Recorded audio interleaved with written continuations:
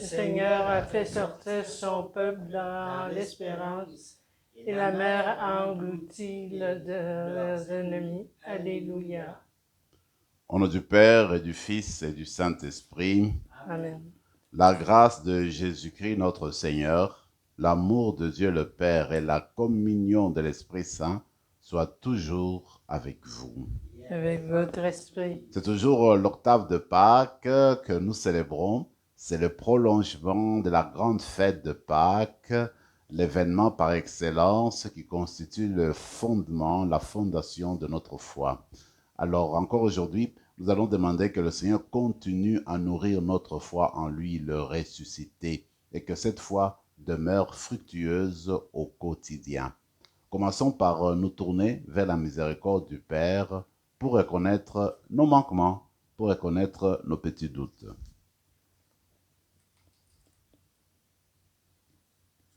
Seigneur Jésus, envoyé pour guérir le cœur qui reviennent vers toi, Seigneur, prends pitié.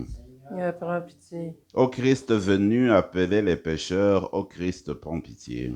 Christ, prends pitié. Seigneur, qui siège à la droite du Père, où tu intercèdes pour nous, Seigneur, prends pitié. Seigneur, prends pitié. Que Dieu Tout-Puissant nous fasse miséricorde, qu'il nous pardonne nos péchés et nous conduise à la vie éternelle. Amen. Gloire à Dieu au plus haut des cieux, et paix sur la terre aux hommes qui l'aiment. Nous te louons, nous te bénissons, nous t'adorons, nous te glorifions, nous te rendons grâce pour ton immense gloire. Seigneur Dieu, Roi du ciel, Dieu le Père Tout-Puissant, Seigneur Fils unique Jésus-Christ, Seigneur Dieu, Agneau de Dieu, le Fils du Père, toi qui enlèves les péchés du monde, prends pitié de nous. Toi qui enlèves les péchés du monde, reçois notre prière. Toi qui es assis à la droite du Père, prends pitié de nous. Car toi seul est saint, toi seul le Seigneur, toi seul le Très-Haut, Jésus-Christ, avec le Saint-Esprit, dans la gloire de Dieu le Père. Amen. Prions le Seigneur.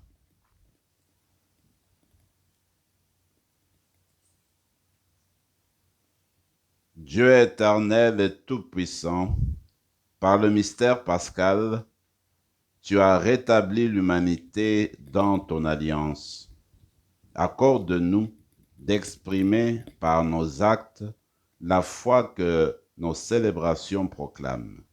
Par Jésus-Christ, ton Fils notre Seigneur, qui vit et règne avec toi dans l'unité du Saint-Esprit, Dieu, pour les siècles des siècles. Amen.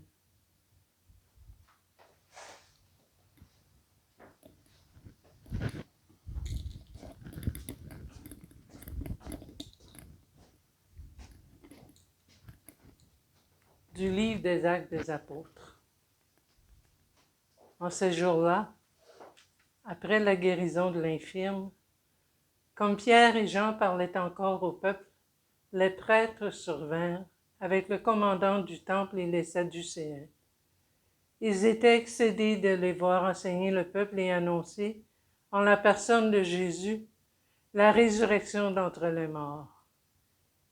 Ils les firent arrêter et placer sous bonne garde jusqu'au lendemain, puisque c'était déjà le soir. Or, beaucoup de ceux qui avaient entendu la parole devinrent croyants. À ne compter que les hommes, il y en avait environ 5000. Le lendemain se réunirent à Jérusalem les chefs du peuple, les anciens et les scribes. Il y avait là Anne le grand prêtre, Caïphe, Jean, Alexandre, et tous ceux qui appartenaient aux familles de grands prêtres. Ils firent amener Pierre et Jean au milieu d'eux et les questionnèrent. « Par quelle puissance, par le nom de qui avez-vous fait cette guérison ?» Alors Pierre, rempli de l'Esprit Saint, leur déclara, « Chefs du peuple et anciens, nous sommes interrogés aujourd'hui pour avoir fait du bien à un infirme, et l'on nous demande comment cet homme a été sauvé. Sachez-le donc, vous tous, ainsi que tout le peuple d'Israël, c'est par le nom de Jésus le Nazaréen, lui que vous avez crucifié, mais que Dieu a ressuscité d'entre les morts. C'est par lui que cet homme se trouve là devant vous, bien portant. Ce Jésus, la pierre méprisée de vous, les bâtisseurs, m'est devenu la pierre d'angle. En nul autre que lui, il n'y a de salut, car, sous le ciel, aucun autre nom n'est donné aux hommes qui puissent nous sauver. Parole du Seigneur. Nous rendons grâce à Dieu. La pierre qu'ont rejetée les bâtisseurs est devenue la pierre d'angle.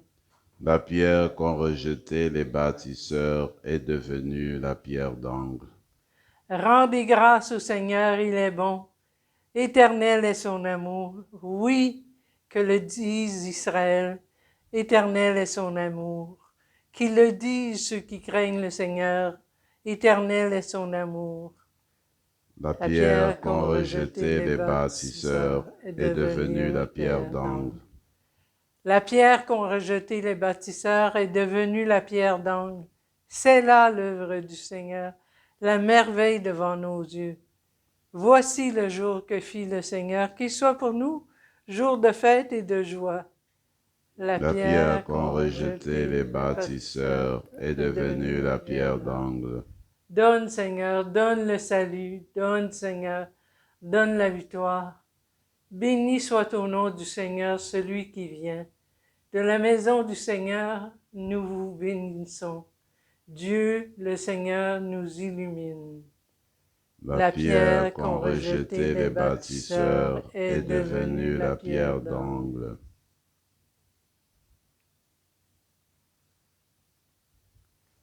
Alléluia, Alléluia. Voici le jour que fit le Seigneur, qu'il soit pour nous jour de fête et de joie. Alléluia.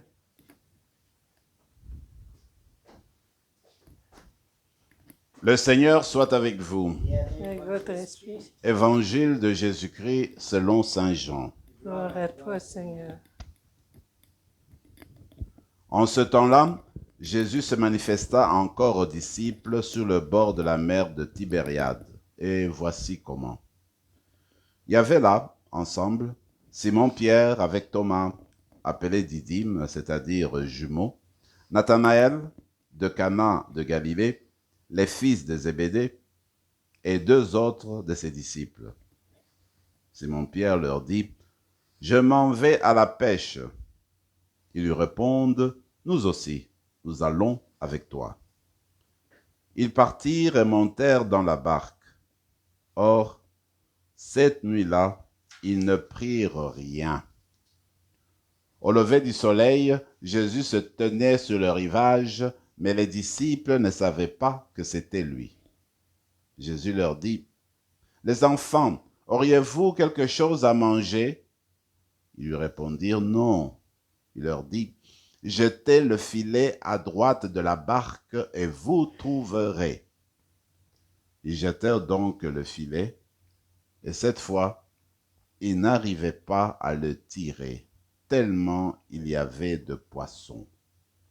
Alors le disciple que Jésus aimait dit à Pierre, « C'est le Seigneur. » Quand Simon-Pierre entendit que c'était le Seigneur, il passa un vêtement, car il n'avait rien sur lui, et il se jeta à l'eau. Les autres disciples arrivèrent en barque, traînant le filet plein de poissons. La terre n'était qu'à 100 de mètres. Une fois descendus à terre, ils aperçoivent disposé là un feu de braise, avec du poisson posé dessus et du pain.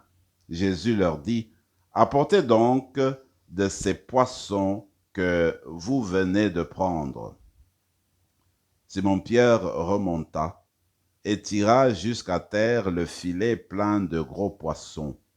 Il y en avait 153. Et malgré cette quantité, le filet ne s'était pas déchiré. Jésus leur dit alors, « Venez manger. » Aucun des disciples n'osait lui demander, « Qui es-tu » Il savait que c'était le Seigneur. Jésus s'approche il prend le pain, il leur donne, et de même pour le poisson. C'était la troisième fois que Jésus, ressuscité d'entre les morts, s'est manifesté à ses disciples.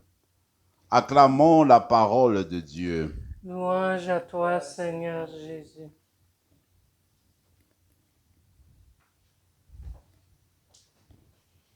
La première lecture continue à nous présenter l'histoire du paralytique, de l'infirme qui a été guéri en fait à l'entrée du temple. Cette histoire, ce récit, nous l'avons entamé depuis mercredi dernier. Et voilà que le récit a continué hier et aujourd'hui.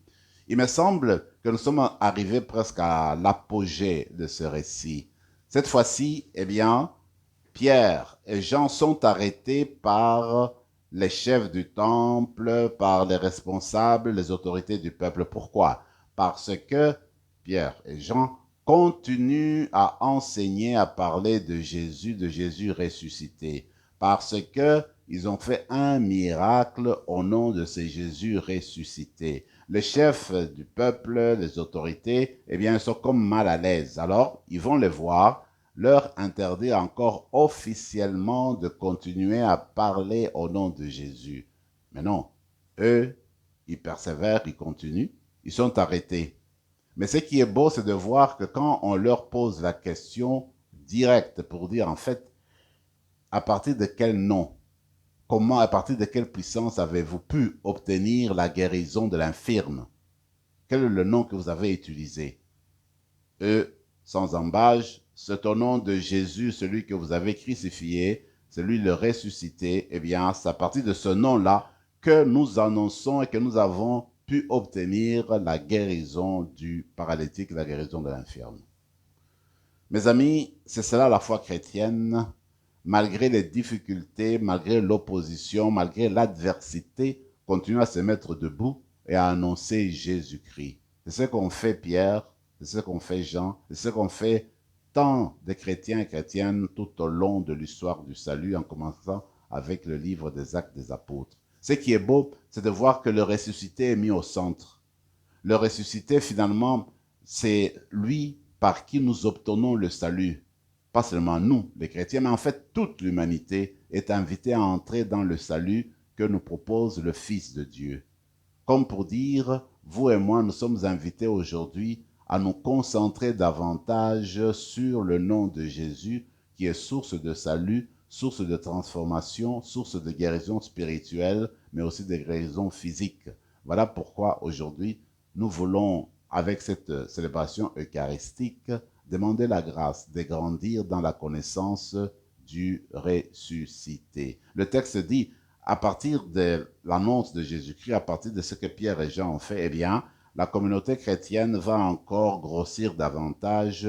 Il y aura beaucoup plus de personnes qui vont croire, qui vont accepter et accueillir Jésus dans leur vie. Quand ils accueillent Jésus dans leur vie, eh bien, ils obtiennent la vie éternelle, comme nous le dira Jean. Celui qui croit en Jésus-Christ ressuscité, celui-là reçoit par lui la vie éternelle, reçoit par lui le salut. Voilà en fait, il me semble, le sens de la prédication chrétienne.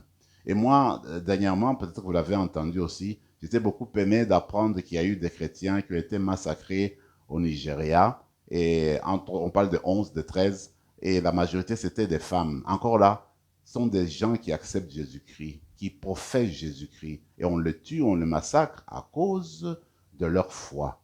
Et ce qui a commencé depuis le début dans le livre des Actes des Apôtres continue encore aujourd'hui. Pierre et Jean, malgré l'adversité, ils continuent par leur vie, par leur parole, à annoncer Jésus, Jésus ressuscité, qui est source de vie. Et moi, personnellement, je crois aussi que nos frères et sœurs qui ont été massacrés injustement, certainement que dans leur mort, ils ont continué à professer que Jésus est le ressuscité, que Jésus est source de la vie. Regardez ce qui se passe dans l'Évangile. Peut-être qu'on pourrait dire que les apôtres, c'est vrai, ils ont entendu parler de Jésus-Christ, il y a eu des manifestations de Jésus ressuscité. Est-ce qu'il y a eu un grand écart entre la dernière manifestation et celle dont on parle aujourd'hui? Peut-être. Mais toujours est-il que c'est comme si Pierre et ses compagnons commençaient à s'ennuyer et ils voulaient reprendre leur vie d'antan. Ils sont partis à la pêche. Comme ils étaient des pêcheurs, ils se dit, écoutez, on va aller au lac de Tibériade, on va pêcher, on va continuer à faire ce qu'on faisait avant. C'est ce qu'ils ont essayé de faire. Mais toute la nuit, dit le texte, ils n'ont rien trouvé. Et voilà que Jésus était sur le rivage. Le ressuscité, on ne le reconnaît pas toujours. Il faut s'apprêter, il faut s'ouvrir, ouvrir les yeux du cœur, avoir l'esprit pour le capter. Alors il est là, au milieu d'eux, sur le rivage de toute façon. Il leur dit, jetez les filets de l'autre côté. Et voilà qu'ils vont attraper beaucoup de poissons. Le texte dit c'est 153 poissons. Et le père Boimard, un exégète, lui va dire, écoutez, 153 veut dire, eh bien, toutes les personnes de tous âges, de tout temps, qui ont été rassemblées dans l'Église, qui ont écouté la parole de Dieu, qui ont accepté Jésus-Christ. Et dans ce texte, on voit que c'est Paul qui va tirer, je veux dire Pierre qui va tirer le filet. Eh bien, encore là, le même exégète dit, voilà, c'est seulement Pierre lui-même, c'est pour montrer le travail de Pierre, en fait, comme celui qui est responsable de la barque de l'Église. Toujours est-il que dans ce récit évangélique, le Seigneur se présente à nous comme celui qui va nous apporter la réponse, comme celui qui va nous montrer la voie à suivre, celui qui va nous éclairer dans notre pastoral. Où est-ce qu'il faut jeter le filet?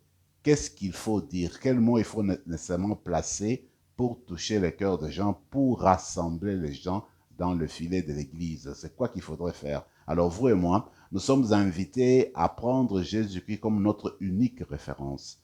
C'est en le reconnaissant sur le rivage, c'est en reconnaissant sa présence avec notre foi que, transformés, nous pourrons alors toucher le cœur des personnes qui nous sont confiées. Voilà la grâce que nous allons demander tout au long de cette célébration eucharistique. La dernière chose, c'est la finale du récit. Le Seigneur prépare le déjeuner à ses disciples. Ils arrivent, tout est prêt. Mangez.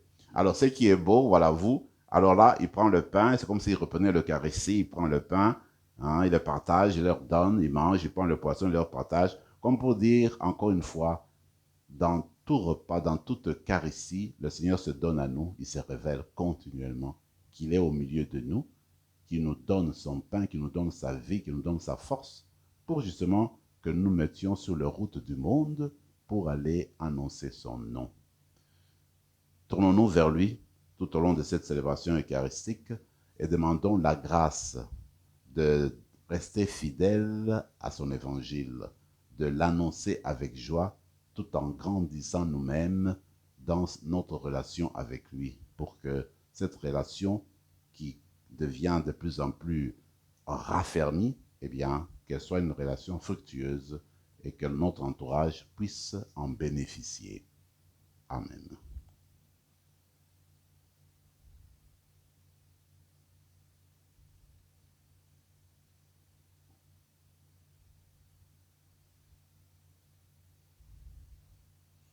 Tu es béni, Seigneur, Dieu de l'univers, toi qui nous donnes ce pain, fruit de la terre et du travail des hommes et des femmes. Nous te le présentons, il deviendra le pain de la vie. Béni soit Dieu maintenant et toujours. Humbles et pauvres, nous te supplions, Seigneur, accueille-nous, que notre sacrifice en ce jour trouve grâce devant toi.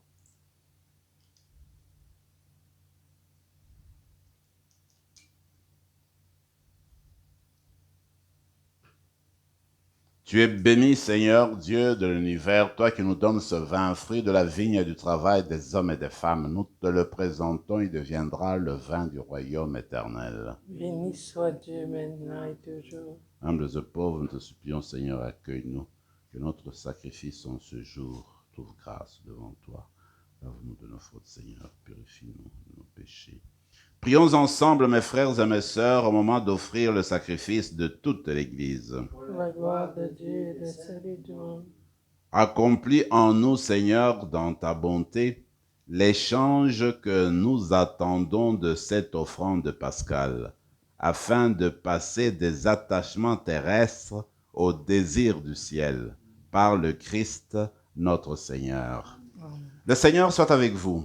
Et avec votre esprit, Élevons notre cœur. nous le tournons vers le Seigneur. Rendons grâce au Seigneur notre Dieu. Cela est juste et bon. Vraiment, il est juste et bon. pour ta gloire et notre salut, de te louer, Seigneur, en tout temps, mais plus encore de te glorifier aujourd'hui où le Christ, notre Pâque, a été immolé. Car il est l'agneau véritable qui a enlevé les péchés du monde. En mourant, il a détruit notre mort. En ressuscitant, il nous a rendu la vie. C'est pourquoi la joie pascale rayonne sur tout l'univers. La terre entière exulte. Les puissances d'en haut et les anges dans le ciel chantent sans fin l'hymne de ta gloire. Saint, Saint, Saint, le Seigneur Dieu de l'univers, le ciel et la terre sont remplis de ta gloire. Hosanna au plus haut des cieux. Béni soit celui qui vient au nom du Seigneur. Hosanna au plus haut des cieux.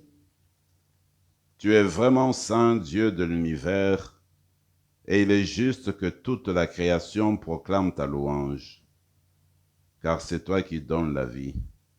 C'est toi qui sanctifies toutes choses, par ton Fils Jésus-Christ notre Seigneur, avec la puissance de l'Esprit Saint. Et tu ne cesses de rassembler ton peuple, afin que du levant au couchant du soleil, une offrande pure soit présentée à ton nom. C'est pourquoi nous voici rassemblés devant toi, Dieu notre Père, et dans la communion de toute l'Église, nous célébrons le jour très saint, où ressuscita selon la chair notre Seigneur Jésus le Christ. Par lui que tu as élevé à ta droite, nous te supplions de consacrer toi-même les offrandes que nous apportons. Sanctifie-les par ton esprit pour qu'elles deviennent le corps et le sang de ton Fils Jésus-Christ, qui nous a dit de célébrer ce mystère. La nuit même, où il fut livré, il prit le pain. En te rendant grâce, il dit la bénédiction, il rompit le pain et le donna à ses disciples en disant, « Prenez et mangez-en tous, ceci est mon corps livré pour vous. »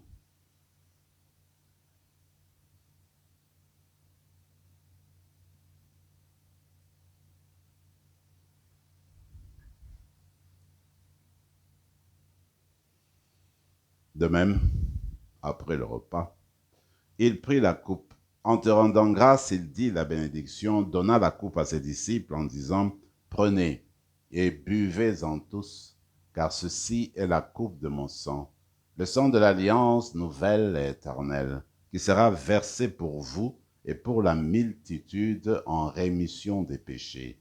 Vous ferez cela en mémoire de moi. »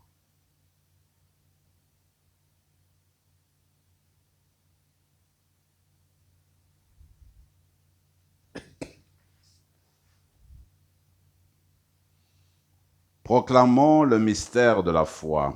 Gloire à toi qui étais mort, gloire à toi qui es vivant, notre Sauveur et notre Dieu, viens Seigneur Jésus. En faisant ainsi mémoire de ton Fils, de sa passion qui nous sauve, de sa glorieuse résurrection et de son ascension dans le ciel, alors que nous attendons son dernier avènement, nous t'offrons, Seigneur, en action de grâce, ce sacrifice vivant et saint. Regarde, nous t'en prions, l'oblation de ton Église, et daigne y reconnaître ton Fils qui, selon ta volonté, s'est offert en sacrifice pour nous réconcilier avec toi.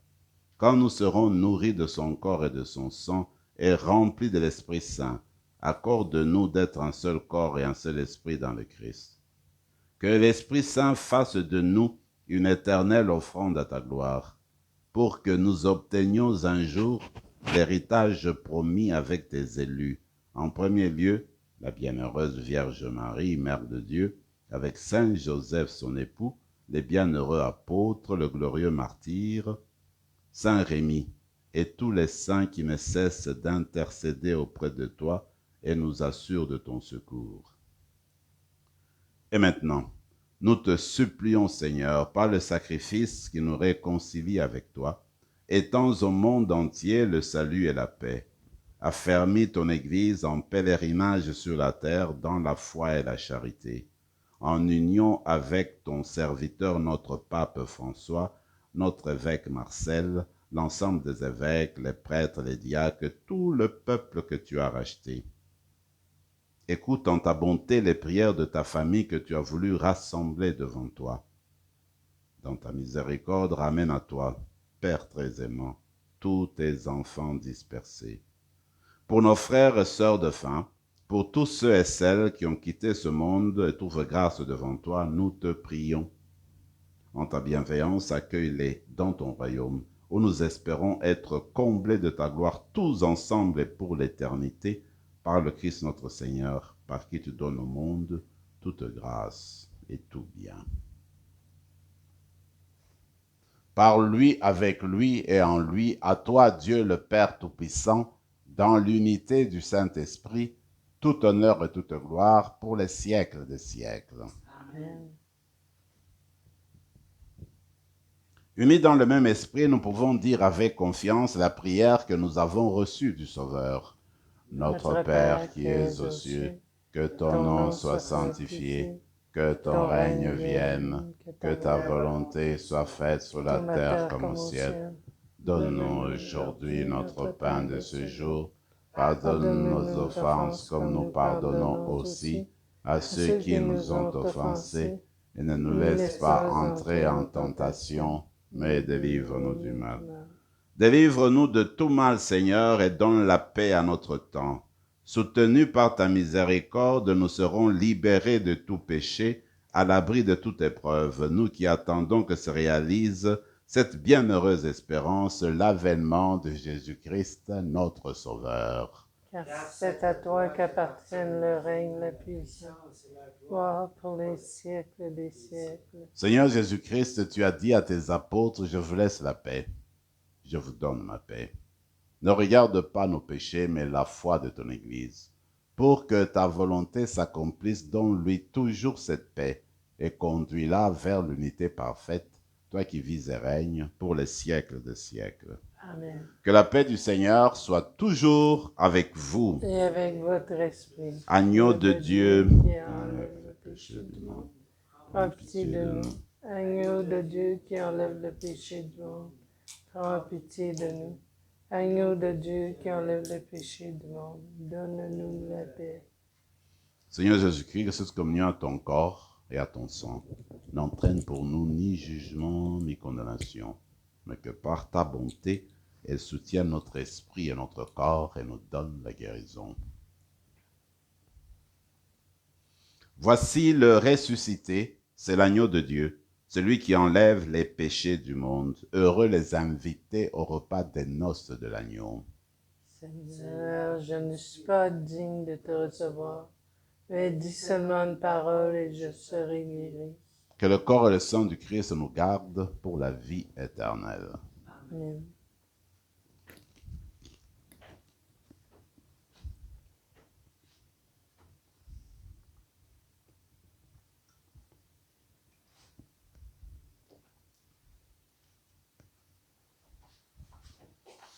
Le corps du Christ. Amen. Le corps du Christ.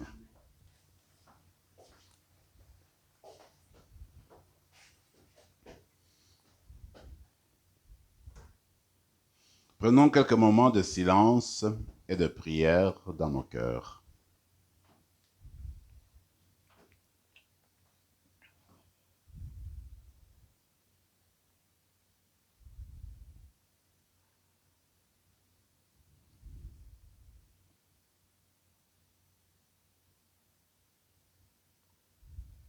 Au bord du lac, Jésus invite ses disciples. Venez, mangez, puis prend le pain et leur donne. Alléluia.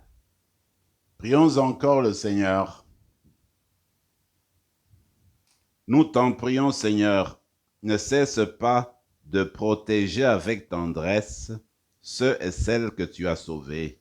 La passion de ton Fils les a rachetés, qu'ils trouvent leur joie dans sa résurrection, lui qui vit et règne pour les siècles des siècles. Amen. Le Seigneur soit avec vous, Et avec votre esprit. et que Dieu Tout-Puissant vous bénisse, le Père, le Fils et le Saint-Esprit. Amen. Allez dans la paix du Christ. Alléluia, alléluia. Nous rendons grâce à Dieu. Alléluia, alléluia.